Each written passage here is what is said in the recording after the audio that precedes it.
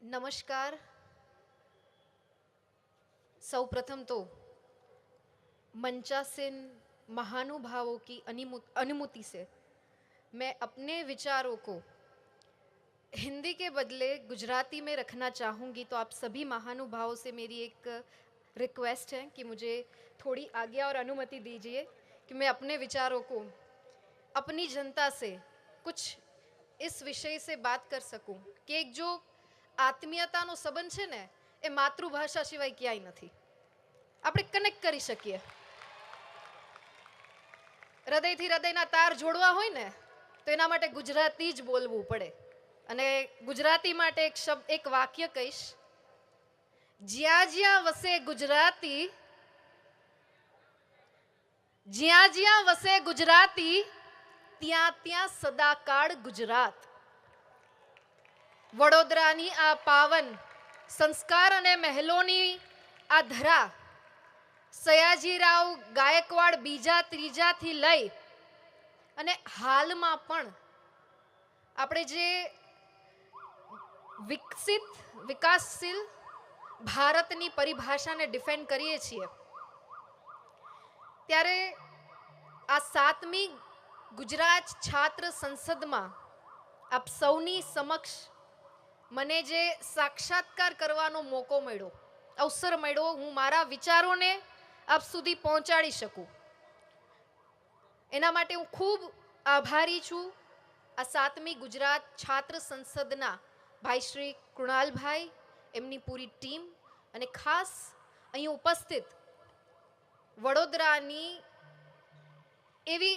એવા લોકો કે જેઓ હંમેશા કલ્ચર, ડાયવર્સિટી, ઉત્સવ અને એક જે ડાયવર્સ ભારત છે એનો જે એક નાનકડું પ્રતિબિંબ આપ સૌ રજૂ કરો છો એ માટે ખૂબ ખૂબ આપ સૌનો પણ ધન્યવાદ કરું છું. વાત આવે છે, મારું ઇન્ટ્રોડક્શન આપ્યું કે પોલિટિકલ ફિગર, પણ હું મારી જાતને રાજકારણીને બદલે સેવાકારણી તરીકે ઇન્ટ્રોડ્યુસ કરવામાં ઈચ્છુક છું. શા માટે? વિષય એવો છે કે 2047 સુધીમાં વિકાસશીલથી નહીં અને વિકસિત ભારતની આપણી એક પરિકલ્પના છે. અને ભારત એવો દેશ છે, સૌથી યુવાધન ધરાવતો દેશ, યુવાઓની કોઈ કમી નથી, ટેલેન્ટની કોઈ કમી નથી. અને હવે તો 2014 પછી ગુજરાતને તો જો કે 20 વર્ષનો ફાયદો મળ્યો છે, પણ આ દેશને 2014 પછી જે ઓપોર્ચ્યુનિટી મળી, ચાહે ઇન્ફ્રાસ્ટ્રક્ચરના માધ્યમથી હોય, ચાહે ઇકોનોમીના માધ્યમથી હોય, ચાહે કોઈ બી વાહન વ્યવહારથી લઈ અને ખેતીવાડીથી લઈ અને તમામે તમામ સેક્ટરમાં જે ડેવલપમેન્ટ, જે ગ્રોથ આપણે કરતા આવ્યા હતા અને કરી રહ્યા છીએ, એમાં જમીન આસમાનનો ફરક છે સાહેબ. અને આ તમામે તમામ હેતુનું ડિસ્કશન તમારી સમક્ષ રાખવાનો જે મને અવસર મળ્યો, એના 3-4 મુદ્દાઓ છે. સમયની મર્યાદાના હોવાને કારણે બહુ લિમિટમાં મારા વિચારો તમારા સુધી મૂકવાના છે, કેમ કે 2 ટોપિક મને આપ્યા છે. એક તમારી સ્વયંની ઓળખ, એક મિકેનિકલ એન્જિનિયરિંગ કરેલી દીકરી જેને with your permission Avadh Ojha sir, કેમના માર્ગદર્શન નીચે અમે ભણેલા છીએ સિવિલ સર્વિસ. અહીં યુથ મોટી સંખ્યામાં છે. ઈધર એમને જવું છે બ્યુરોક્રેસીમાં, ઈધર એમને જવું છે પોલિટિક્સમાં. એટલે એમની નીચે તૈયાર થઈ અને પછી હું દિલ્હીમાં સિવિલ સર્વિસીસનું કોચિંગ, અને કોચિંગ પછી મેં ડિફેન્સ ઇન્ડિયન એરફોર્સમાં એપ્લાય કર્યું, રિટર્ન એક્ઝામ ક્રેક કરી લીધી. હવે આને ફોર્ચ્યુન કહો કે અનફોર્ચ્યુનેટ કહો, કેમ કે મારો પહેલો પ્રેમ મારા પતિ, અને બીજો પ્રેમ ઇન્ડિયન એરફોર્સ, અને ત્રીજો પ્રેમ સમાજ સેવા. એટલે આ ત્રણેયનું જે કોમ્બિનેશન છે ને એ બહુ ડેડલી કોમ્બિનેશન છે. હવે મેરેજ થઈ ગયા એટલે ઇન્ડિયન એરફોર્સ સાઈડમાં રહી ગયું, પણ અંદરથી એક આપણને પિંચિંગ થાય જ્યારે આપણે બહુ ડાય હાર્ટ કોકને પ્રેમ કરતા હોઈએ. હમણાં સૌરભજી આપણી વચ્ચેથી એમણે વિદાય લીધી, એમણે પ્રેમની બહુ પરિભાષા બહુ સરસ રીતે સમજાવી કે વોટ ઇઝ લવ. એ વ્યક્તિ વિશેષ પૂરતો સીમિત નથી. પ્રેમની જે એક વ્યાખ્યા એ બહોળા પ્રમાણમાં આપવામાં આવી છે. તો તમારા કરિયર પ્રત્યે તમારો પ્રેમ હોઈ શકે, તમારા પેશન પ્રત્યે તમારો પ્રેમ હોઈ શકે, અને તમે કંઈક કરતા હોય તો તમને એમાં જોબ સેટિસ્ફેક્શન મળે માટે પણ તમારી લાગણી હોઈ શકે, મહેનત હોઈ શકે. એટલે એક સવાલ મેં મારા હસબન્ડને, મારા ઘરમાં મારા પેરેન્ટ્સને, મારા ફેમિલી મેમ્બર્સને પૂછ્યું કે મજા નથી આવતી, આટલી સેલિબ્રિટી વ્યક્તિ સાથે મેરેજ થયા પણ કંઈક મિસિંગ હોય એવું વ્યક્તિગત મને લાગે છે. કહેવાય છે કે એક સફળ પુરુષની પાછળ એક સફળ સ્ત્રીનો હાથ હોય. શા માટે? ઘર, પરિવાર અને કુટુંબને બખૂબી રીતે સંભાળીને ચાલે, સમાજની સાથે તાલમેલ, બાળકોની કેળવણી, શિક્ષા, કુટુંબનું ધ્યાન, ત્યારે કોઈ પુરુષ નિશ્ચિંત રીતે એના રિસ્પેક્ટિવ ફિલ્ડમાં આગળ વધી શકે.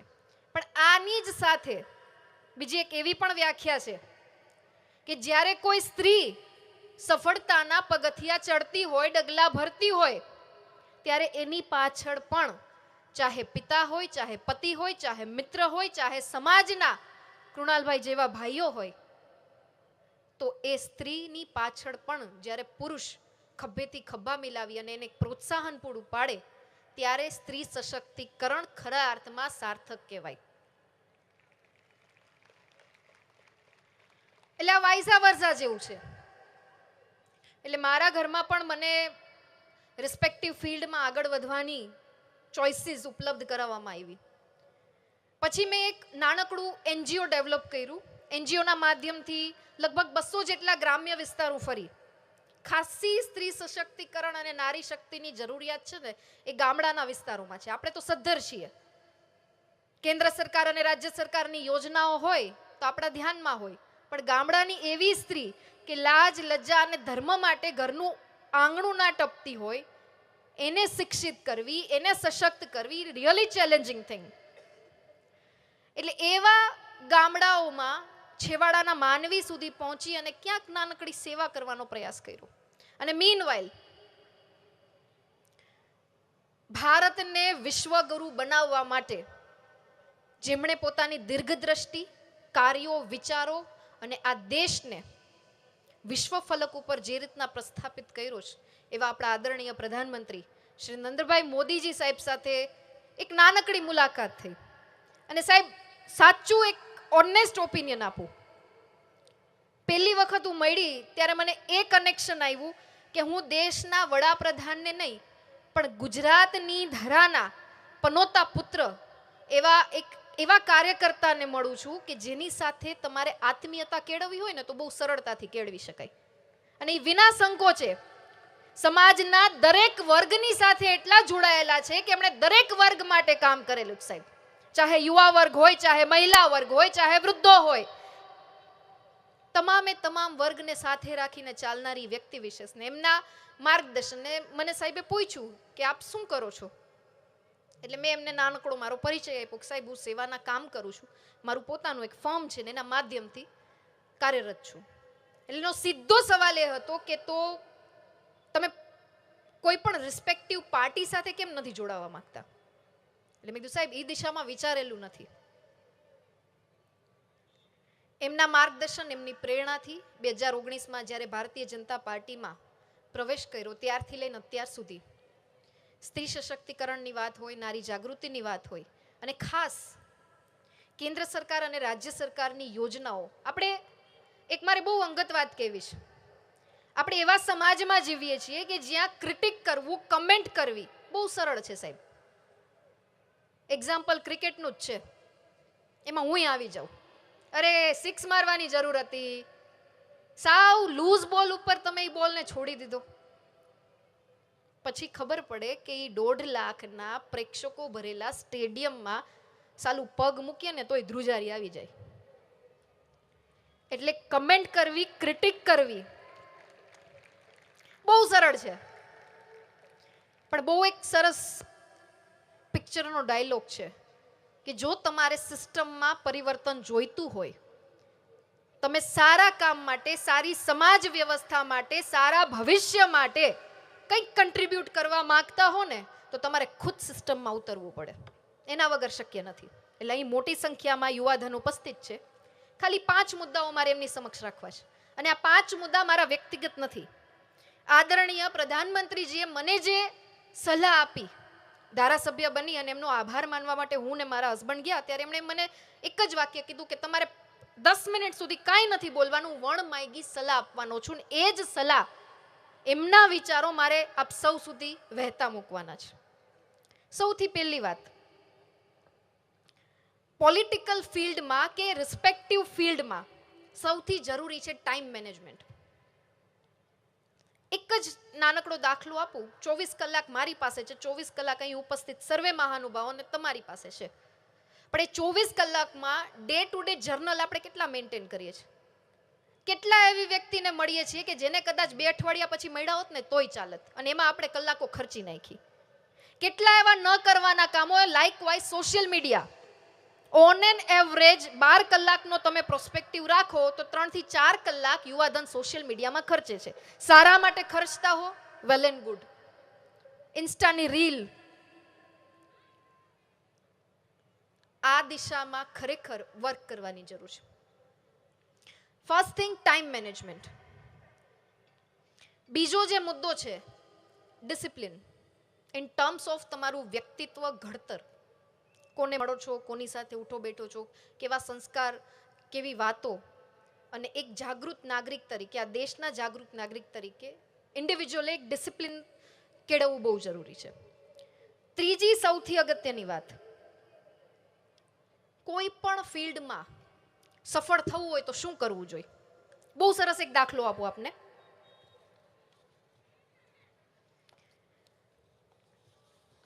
સૌથી એક નિષ્ફળતાનો બાયોડેટા તમારી સમક્ષ મૂકવા માંગીશ. સાહેબ, વાત એવી છે કે અમેરિકાના 2 થી 3 પ્રેસિડેન્ટ છે ને, એમની અમિટ છાપ સમગ્ર વિશ્વમાં ક્યાંક ને ક્યાંક પડી છે. એવી એક વ્યક્તિની વાત મારે તમારી સમક્ષ રાખવાની છે. અને સફળતાની સીડી નહીં, પણ નિષ્ફળતા કેટલી હદે કોઈ માણસને અસર કરી શકે એની વાત. આ એક એવી વ્યક્તિનો બાયોડેટા છે કે જેને 22મા વર્ષે ધંધાની શરૂઆત કરી, બિઝનેસમાં જંપલાવ્યું, નિષ્ફળ. 23મા વર્ષે એને વિધાનસભાની ચૂંટણીમાં પાર્ટિસિપેટ કર્યું, હારી ગયા. 24મા વર્ષે વિધાનસભાને પોલિટિકલ પાર્ટી છોડી અને પાછો ધંધો શરૂ કર્યો, નિષ્ફળ. 25મા વર્ષે વિધાનસભામાં નિર્વાચિત થાય છે. 26મા વર્ષે લવ ઓફ હિઝ લાઈફ કે એની પ્રેયસીનું નિધન થઈ જાય છે. 27મા વર્ષે પોતે માનસિક રોગનો શિકાર બને છે. 29 અને 31મું વર્ષ 2 ચૂંટણી લડે છે સાહેબ, અને બે ચૂંટણીમાં કારમી હાર. 34મા વર્ષે સંસદની ચૂંટણી લડે છે અને એમાંય હારી જાય છે.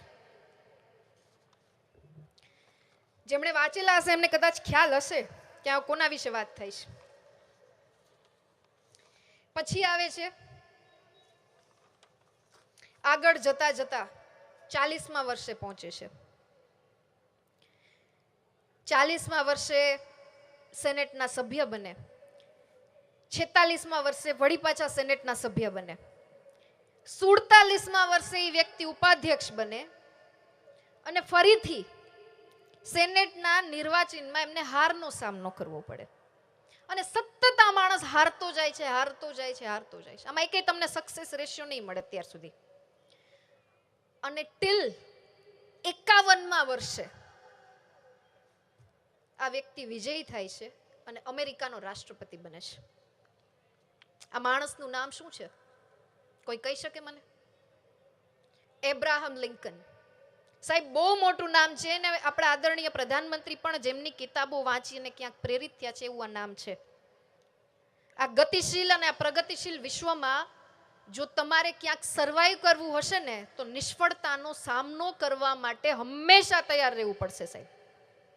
આ એવી વ્યક્તિ વિશેષનું ઉદાહરણ છે કે જેને આખા વિશ્વએ સ્વીકૃતિ આપી છે. અને એટલે જ કહી શકાય કે નાકામયાબ થઈ જવાય પણ ના ઉમ્મીદ તો કોઈ દિવસ પરવડે નહીં. અને ક્યાંય મેનેજમેન્ટની બુકમાં આ બાબતનો તોડ નથી, જવાબ નથી, ઉકેલ નથી, ઉપાય નથી. જેમ ઘસાવ એમ તમે શીખો ને એમ હીરા થાવ. અને એના રિલેટેડ જ એક સંસ્કૃતનો બહુ સારો શ્લોક છે, દીર્ઘમ પશ્યત માં હર્સ્વ પરમ પશ્યત માં અપરમ. અર્થ છે દીર્ઘ દ્રષ્ટિ રાખો, સંકુચિત નહીં. દીર્ઘ દ્રષ્ટિ રાખો, સંકુચિત નહીં. ઉપર જુઓ સાહેબ, નીચે નહીં. આ ત્રીજો નિયમ કે સફળતા માટે નિષ્ફળતાને પચાવવી ખૂબ જ જરૂરી છે. અને છેલ્લો અંતિમ મુદ્દો, કોઈ પણ ક્ષેત્રમાં, ફક્ત એક પોલિટિકલ ક્ષેત્રની વાત નથી સાહેબ, લોકોની સાથે સતત સંપર્કમાં રહેવું. અમેરિકાના જેવા એક બીજા પ્રેસિડેન્ટ 1932માં અમેરિકા સખત ક્રાઇસિસમાં પસાર થાય. ઓજા સાહેબ, અગર મેં ગલત હું તો પ્લીઝ કરેક્ટ કરીએગા. સખત ક્રાઇસિસમાં હતું. એવા સમયે એક વ્યક્તિ સતત 4 વખત અમેરિકાના પ્રેસિડેન્ટ બને છે સાહેબ. આ ક્રાઇસિસમાં પ્રેસિડેન્ટ બની અને લોકોની વચ્ચે આવું, ત્યારે અમેરિકાએ કાનૂન ઘડ્યો કે ભાઈ હવેથી અમેરિકાની ચૂંટણી થશે, એમાં એક કેન્ડિડેટ ફક્ત 2 વખત જ પ્રેસિડેન્ટ બની શકશે. અને જે વ્યક્તિ વિશેષ છે ને, એ છે રૂઝવેલ્ટ. રૂઝવેલ્ટને પોતાને પોલિયો હતો સાહેબ. એ ઘણો ખરો વખત એમની વ્હીલચેર ઉપર પસાર કરતા હતા, પણ એમણે નક્કી કર્યું કે મારી અપાહિજતાને હું લોકો સુધી આવવા નહીં દઉં. હું નબળો છું, મારી શારીરિક અવસ્થાના હિસાબે હું સતત સંપર્કમાં ફિઝિકલી રહી નથી શકતો, તો એનો બીજો ઉપાય શું? જે હાલમાં આપણા આદરણીય પ્રધાનમંત્રી શ્રી નરેન્દ્રભાઈ મોદીજી પણ કરે છે. શું? એ સમયનો અને આ સમયનો સૌથી શ્રેષ્ઠ અને લોકપ્રિય માધ્યમ રેડિયો. એમણે ફર્સ્ટ એવર, કદાચ સમગ્ર વિશ્વમાં 2 જેવા વિભૂતિઓ હશે કે જેમણે રેડિયોના માધ્યમથી લોકો સાથે સંપર્કમાં રહેવાનું ઉચિત સમજ્યું. રૂઝવેલ્ટે એ સમયે સતત દર સપ્તાહે એ કન્વર્સ કરતા એમના લોકો સાથે, અને એમની જે કન્વર્ઝેશન છે એને ફાયરસાઇટ ચેટ તરીકે ઓળખવામાં આવતી. અને એને બાબત આજના આપણા યશસ્વી પ્રધાનમંત્રી શ્રી નરેન્દ્રભાઈ મોદીજી કરી રહ્યા છે. જન સુધી પહોંચવું અને આ ભારતની વિવિધતાને જન સુધી પહોંચાડવી. જે લોકો આમાંથી મન કી બાત સાંભળે છે ને, એને ખબર હશે સાહેબ કે આપણા ભારતમાં કલાની દ્રષ્ટિએ, સંસ્કૃતિની દ્રષ્ટિએ, ખોરાકની દ્રષ્ટિએ, પહેરવેશની દ્રષ્ટિએ, તહેવારની દ્રષ્ટિએ કેટલી વિવિધતા છે. કઈ કેટલી એવી નાની અનામી સંસ્કૃતિઓ છે, કઈ એકલા નામી અનામી સમાજો છે કે જેનાથી આપણે કદાચ એના પરિચયમાં નથી આવ્યા.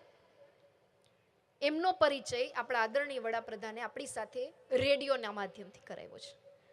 કહેવાનો મતલબ સતત સંપર્કમાં રહો. અને અંતમાં મારી વાતને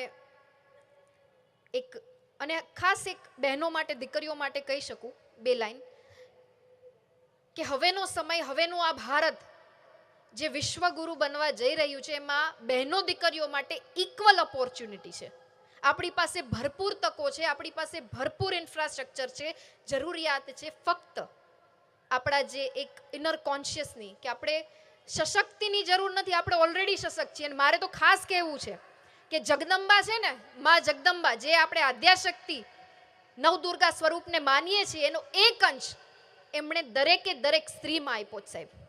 એટલે સ્ત્રી સશક્તિકરણની વાતો કરવા કરતા સ્ત્રી કેવી રીતના સમોવડી બની અને આ સમાજ નિર્માણમાં જે વર્ષો વખતથી, મેં હમણાં બહુ સારી વાત સાંભળી કે આપણે ઇતિહાસ ઉપર નજર નાખીએ, આપણા કલ્ચર ઉપર નજર નાખીએ તો સ્વયંવર હતા. સ્ત્રીને એ સમયે અધિકાર હતો કે પોતાના વરનું ચયન કરી શકતી. અને વડોદરાની ધરતી ઉપર ઊભા હોય તો સયાજીરાવ બીજાને કેમ ભૂલી શકીએ? સતી પ્રથાની સૌથી પહેલી નાબૂદી એમણે વડોદરા એ સમયના રાજ્યને અત્યારના સિટીમાંથી નાબૂદ કરી હતી સાહેબ. એટલે સ્ત્રી સશક્તિકરણ એ બહુ જૂનો કોન્સેપ્ટ છે, ને કોન્સેપ્ટ નથી, આપણા સંસ્કારો છે. સંસ્કાર, શિક્ષણ અને તકોના આ સમયમાં, આ યુગમાં જ્યારે આપણે ભારતને રિપ્રેઝેન્ટ કરતા હોઈએ ને, ત્યારે ખાસ બહેનોને એક લાગણી સાથે વિનંતી કરું છું કે કોઈ પણ એવું ક્ષેત્ર નથી કે જ્યાં આપણી જરૂર ના હોય, જ્યાં આપણા માટે તકો ના હોય અને જ્યાં આગળ વધવા માટે કોઈ આપણો હાથ ના પકડે એવું ના હોય. ખાસ દરેકે દરેક ક્ષેત્રમાં આપણે પોતાનું ભવિષ્ય, અને સ્ત્રીઓ માટે તો કહેવાય છે કે એ આગળ વધે તો ફક્ત પોતાના પરિવારને નહીં પણ બે કુળને તારે અને ભાવિ પેઢીને પણ શિક્ષિત કરે. અને અંતમાં બે પંક્તિઓ કહી અને મારી વાતને વિરામ આપીશ. अपने मन में एक लक्ष्य लिए, अपने मन में एक लक्ष्य लिए, मंजिल अपनी प्रत्यक्ष लिए, मंजिल अपनी प्रत्यक्ष लिए. हम तोड़ रहे हैं जंजीरें, हम बदल रहे हैं तस्वीरें, हम तोड़ रहे हैं जंजीरें, हम बदल रहे हैं तस्वीरें. ये नवयुग है, ये नव भारत है, ये नवयुग है, ये नव भारत है. खुद लिखेंगे तकदीरें अपनी, हम निकल पड़े हैं प्रण करके. अपना तन मन धन अर्पण करके, अपना तन मन धन अर्पण करके, जिद है एक सूर्य उगाना है, जिद है एक सूर्य उगाना है. अंबर से ऊंचा जाना है, अंबर से ऊंचा जाना है. एक भारत नया बनाना है, एक भारत नया बनाना है. खूब खूब धन्यवाद. भारत माता की जय. जय जय गरवी गुजरात.